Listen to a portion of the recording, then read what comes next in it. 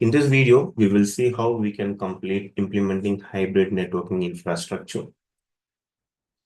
Let me first adjust the screen according to my screen. Let me close the server manager, go to display settings. You can also do so according to your screen size if you want to keep. Yeah, perfect. Now let me download the files. So you have to click this download lab files to C drive button. It will be downloading some files, which is very much necessary for doing this particular lab. Okay, once it is done, then let's go and start our lab. So the first exercise is exercise 1 related to implementing virtual network routing in Azure. Okay, fine. The task 1 is provisioning lab infrastructure resources. So here we will be creating 3 VNet, 3 subnet, and 3 VM. And all these things are created using ARM template, resource manager template. Let's do that. So we already connected to Seattle admin. Let's open Microsoft Edge browser, and then we will try to access portal.azure.com.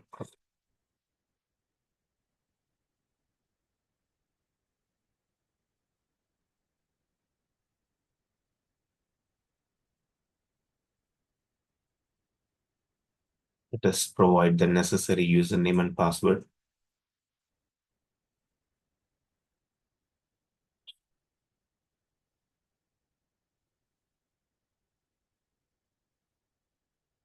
Never yes.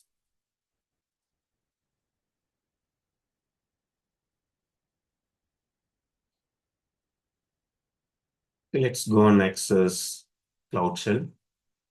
If this is the first time you're accessing this Cloud Shell, you need to set this up. Let's go for PowerShell and no storage account required. Select the subscription and say apply.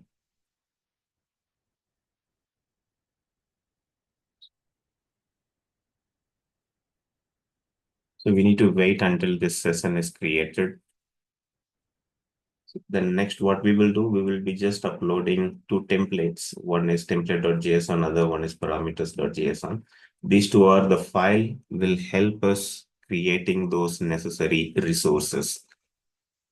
We can just go and upload those 2 files. Let me just click upload and go to C drive. So you might get it under all files, lab files. This is lab 8. And first template.json and then parameters.json.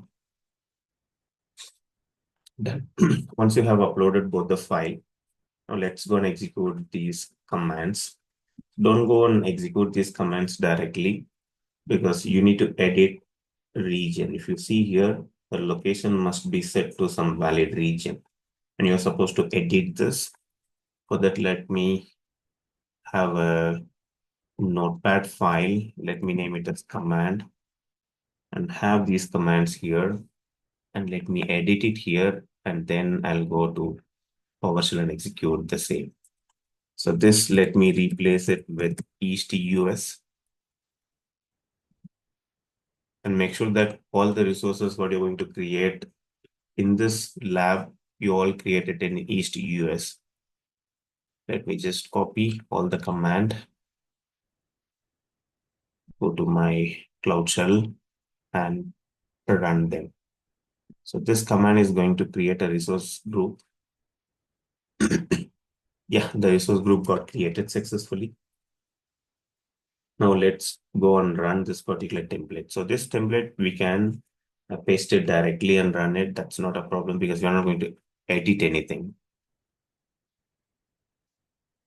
We are giving this template.json file and then the parameters are passed here. So this is triggering some resource creation like 3 VNet, 3 subnet, and 3 VM. And our lab is related to these resources only. We need to wait. Till then, let me pause the video. Yeah, it took about 3 minutes. Sometimes it might take beyond that also. Just have patience, keep waiting. So once you get the command prompt back, it means that the resources are created. Now let's go and execute these commands. And these commands will be installing network watcher extension on all the VMs which we have created in our previous step. We can execute these commands directly. And even these command execution also will take almost 5 minutes for successful execution. We don't need to wait according to the instruction. We can continue with our next step. So this let it happening and we will continue with our task 2. The task 2 is for configuring hub and spoke network topology. So what I will do, I'll just have a duplicate tab for my Azure portal. And then I'll just go and search for virtual network.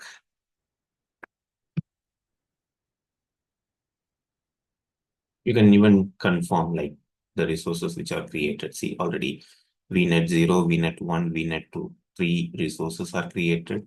Let me just duplicate one more tab and in here, let me show you the VMs created.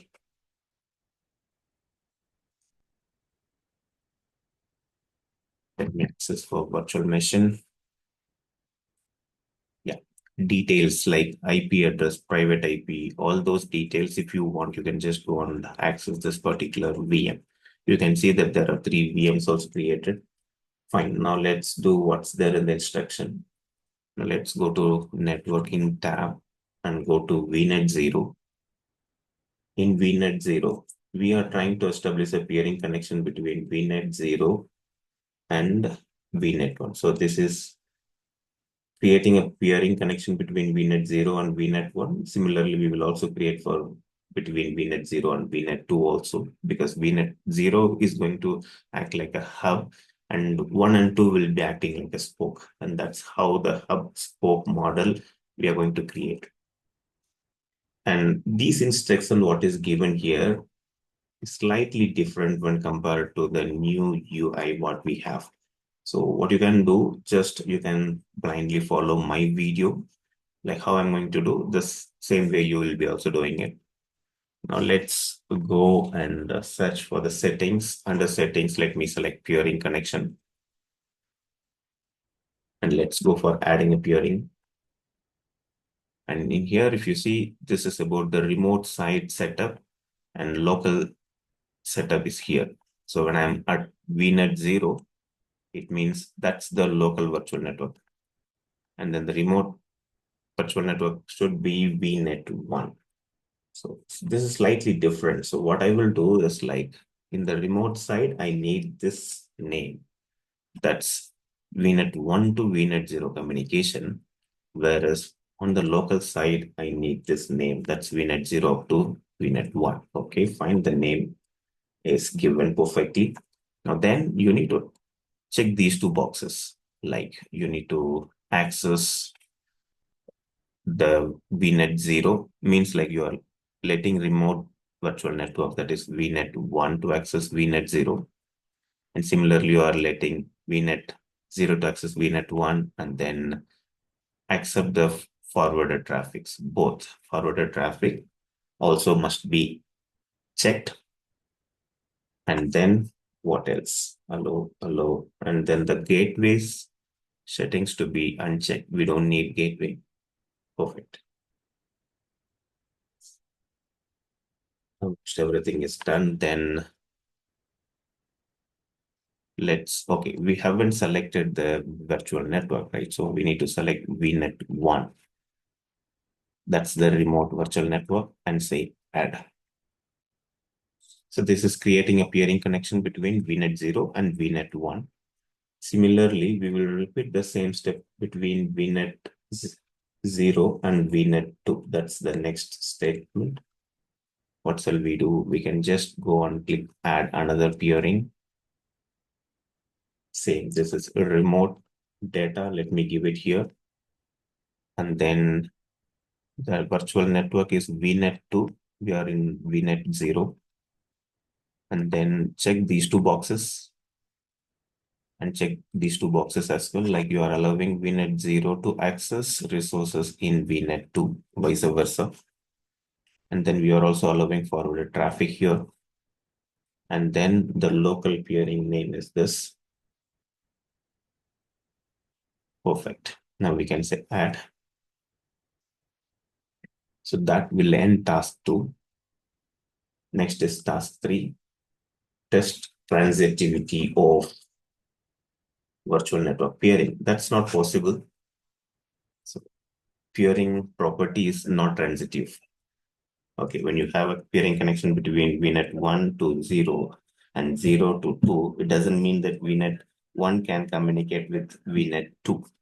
By default, it is not possible.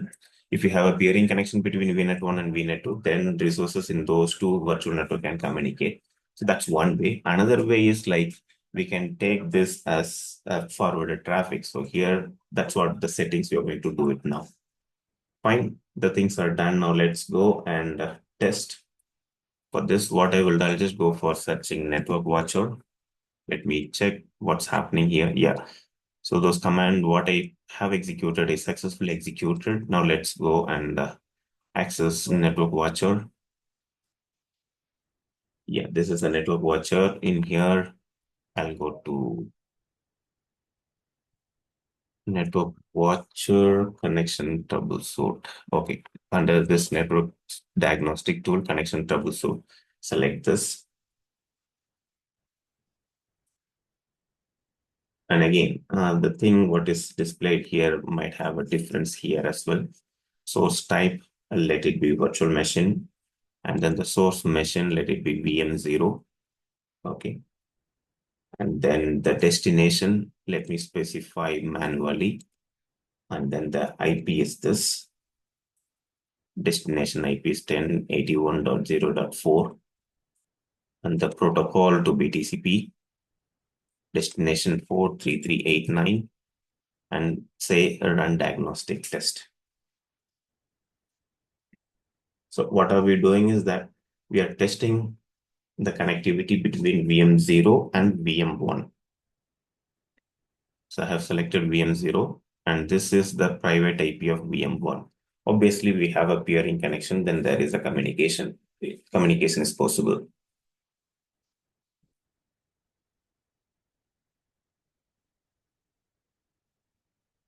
And you can just go and see details and you can get that, yes, VM0, okay, can have connectivity to VM1. Yes, that's possible. Now, let me close this. Let's repeat one more test that's between VM0 to VM2. What we will do, we will go and leave VM0, that's virtual machine, VM0, fine, specify, and then here it is 82, 82.0.4, that's VM2. And then find TCP 3389. Okay, then let's run diagnostic test. This should be also reachable. That's obvious because we have a peering connection. Now, when we go for testing next between VM1 and VM2, then there is no any communication as of now. We don't have any peering. Even we're not going to set up the peering connection. We are going through a different way. Like we will forward the traffic to VM0 and VM0 will forward the traffic to VM2, vice versa. That's how we are going to set up the connection between VM1 and VM2. And let's go and verify, see details. Yes, we have an active connectivity. Now let's go and configure a routing in hub and spoke topology.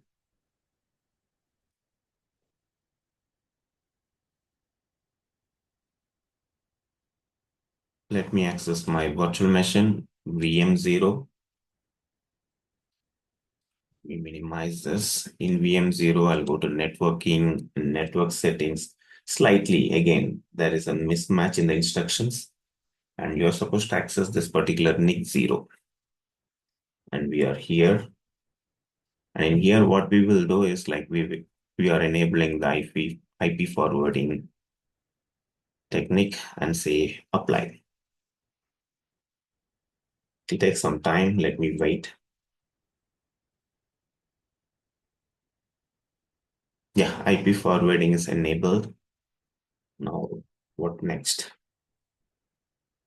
So we need to go to VM0 and run some commands. Okay. For that, what we will do, we are in VM0. Let's go to operations, run command. Let's run PowerShell script command. So without connecting to VM, we can still run some PowerShell scripts from portal UI itself. Okay, let me run the first command. Remote access feature we are installing. You need to wait until you get the success message, and then you need to run these commands.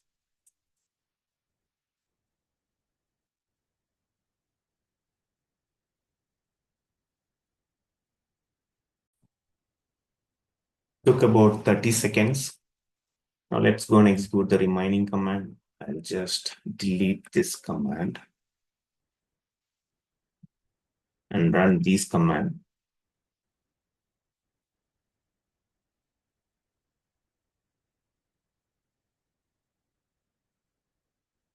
Okay, once the commands are copied, let's run, and then we need to wait.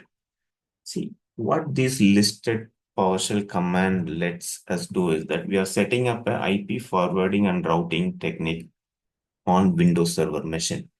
So this will typically turn on kind of a basic router or a VPN gateway, we can think. So VM0 is going to act like a basic router. So from VM1, if there is any communication to be established to VM2, and that communication can happen through VM0. For that VM0, we are making it as just a router. So it's not going to perform any other thing, just it will route. And that is why we have enabled that IP forwarding functionality also for VM0. We need to wait until we go to the next thing. So in the next instruction, we are going to create a route table. Maybe this route table is quite new for many of you. So usually what happens is that like we will go with the user defined route table, which is already created and attached for our virtual network and subnet. But if you want, you can manually go and create a a routing table, and then you can attach that routing table to a subnet. And that's what we are going to do now. By default, the system defined route table will be already added. If we want, we can attach some UDR, that's user defined route table.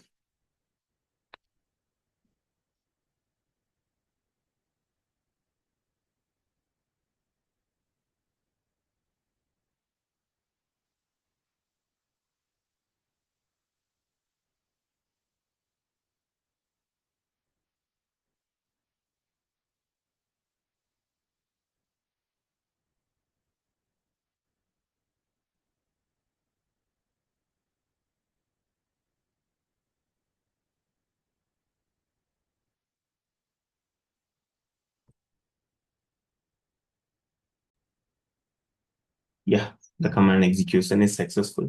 Let's continue and create the route table. Let me search route table.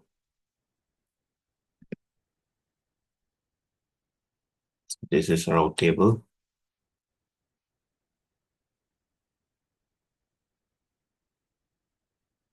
Till the page is not completely loaded. Yeah. All right, let's go and create a route table. For creating route table, these are the basic data we need to feed in. Resource group to be L0801. And region, let it be East US. Name as given in the instruction. No, and say review and create.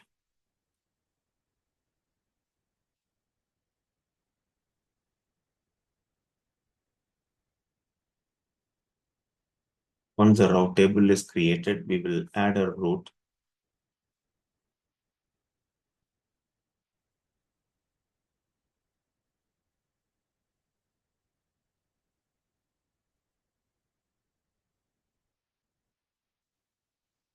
Let me go to resource, not the resource group. So I'll just go to resource.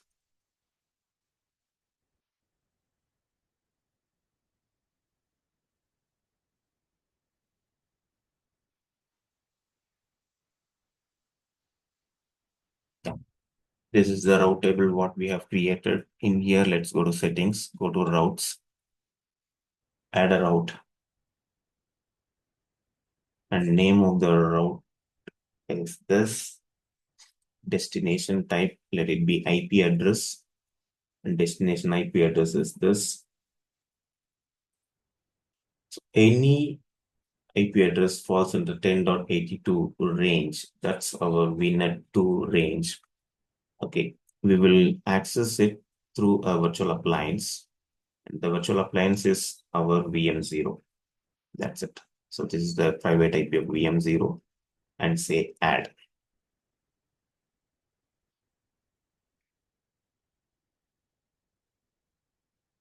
So what we have done, like we are trying to create a route for VNet2 through VNet1. So on VNet1, we have one VM. Sorry, VNet0, we have one VM, that's VM0. And that's what we are making. Now let's go and associate to the subnet. So we need to associate to the subnet VNet1 under VNet1 subnet 0. We only have one subnet and say okay. Similarly, we will create one more route table that's between VNet2 to VNet1. So we will create another route table. Let's go again to route table. You can see one entry that's we created right now. Let's create another one. Same resource group, the name to be route 221, no review and create and create.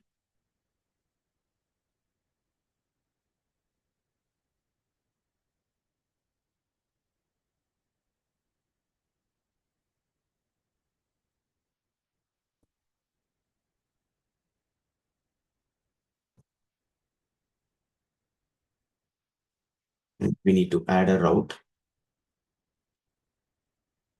that's like any traffic directed towards 10.81, that is VNet1 from VNet2 should go through this 10.80.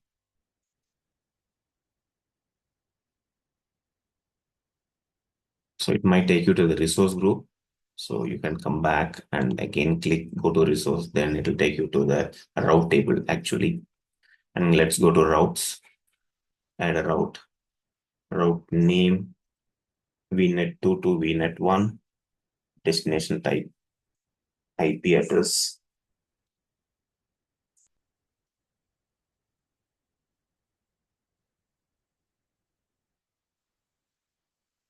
Then the IP address is this. Next hop is a virtual appliance. And then the router IP address is 10.0. Okay.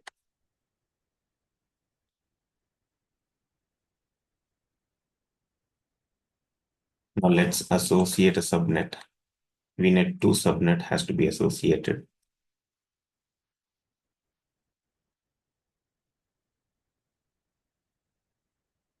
Okay. Now we have enabled this forwarded traffic successfully using a router.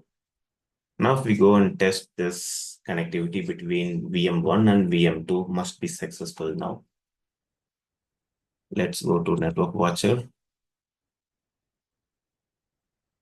and go to Network Diagnostic Tools, Connection Troubleshoot. In here, I need to select VM1, specify manually, and then the IP address is 1082.0.4. And then everything's okay. The port to be 83389 and say run diagnostics.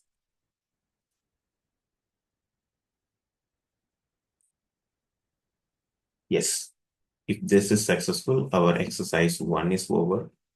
Exercise 2 is about implementing DNS, both private and public DNS. We will be testing it. This we have already seen in our class, so I'll not explain anything. We'll just go and just execute these commands. Yes, you can see the details. That's now it is reachable. Okay, fine. I'll go for private DNS.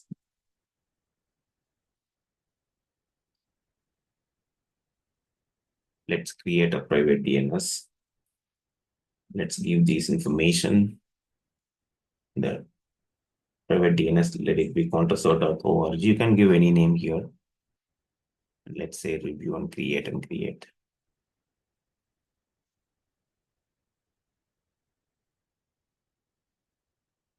The resource is created. Let's go and attach all the virtual network we have created in our previous step.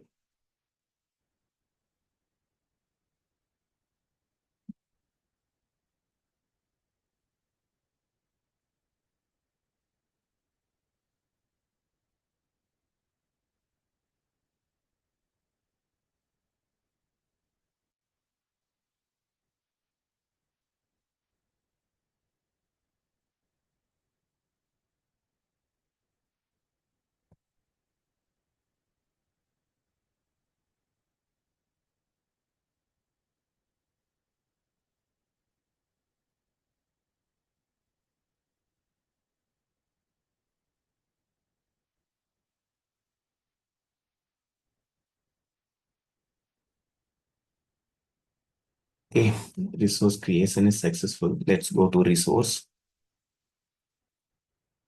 Let's go to settings.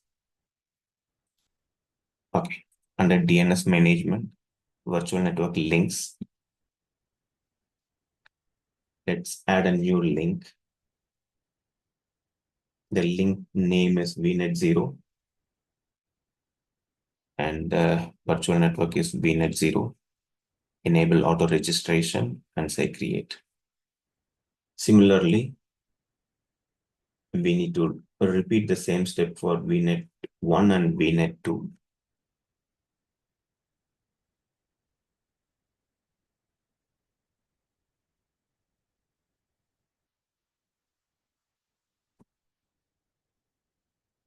I'll use the same naming convention, but I'll just change the name from 0 to 1. We are adding 1 now. That's again 1. Enable auto registration.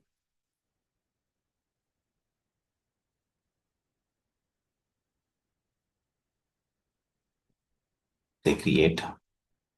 Similarly, let's add the third link.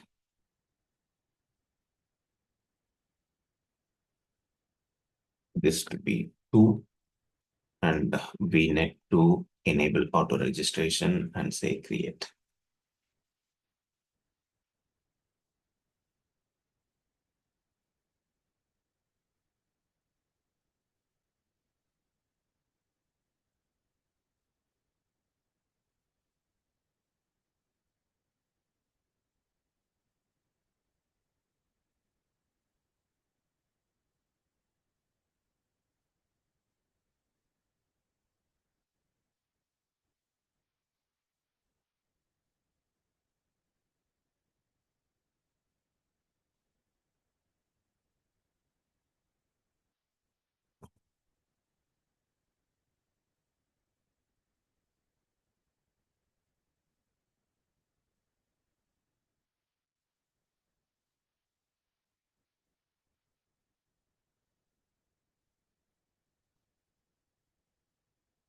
VNet0 and VNet1 link status is completed. The second link is still in progress.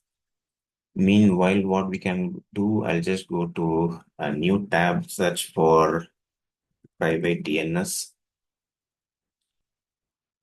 and close this cloud shell, go to the only private DNS what we have, and let's go to the record set. In record set, you can see that there is a record for all the VM. We only have 3 VM on all those 3 virtual networks, and all the existing resources are getting a record created automatically. And that's it. Let's go with the task 2. This is about playing with Okay, so we are still left with one more. Like instead of using IP, we can use this domain names. So let's go to Network Watcher. We will try to do the testing once again. Go to connection troubleshoot. Source type is virtual machine and then virtual machine 1. Specify manually. And here instead of IP address, we are giving a domain name. The domain name is this. So this is the domain name given for our VM2. And you can even verify that here. So AZ-800 lab 08 VM2 is what is pointing to 10.82.0.4. And then the destination port to be 3389. And here the IP address is IPv4 and check.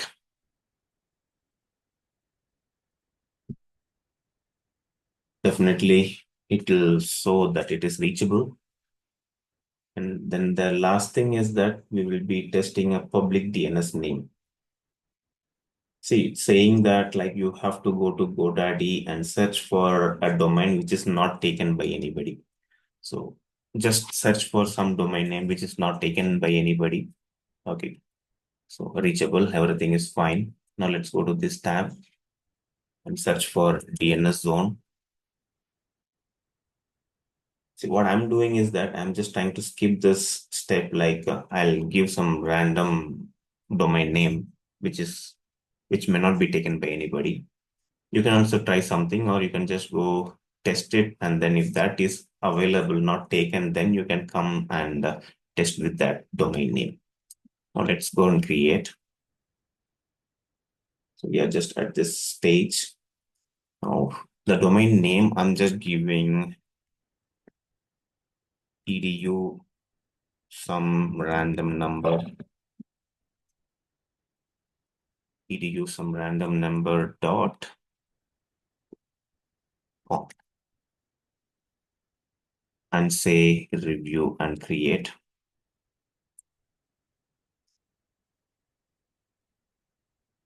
And create. We need to wait until this particular resource creation is successful. Once it is, then we will just simply go and create a record and we will test it.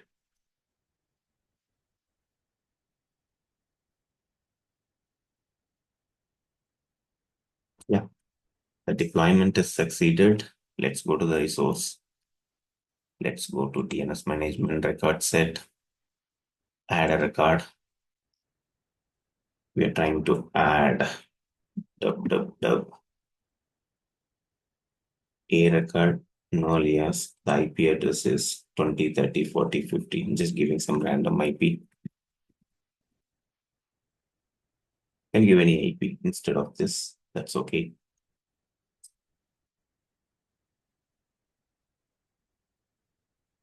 This record is created. See, name server 1 is the authoritative name server. So this is the server will be replying. So what I need is I'll just copy this server. Let me copy the server name. Now let's go and validate it. So what we will do is let me just go and run a PowerShell command. In here, let me, okay, let me move back to my, what else I'll do one thing. I'll just type it, ns lookup, and then my domain name. It's better let me copy because some random number I have given. Copy. Okay. And then the name server. This is the name server. Hit enter. So it is giving if you are looking for www.edu some random number.com, and that's IP mapped IP address is 20, 30, 40, 50. Okay, that's it. And you can delete all those resources and then you can wind up your lab. Thank you.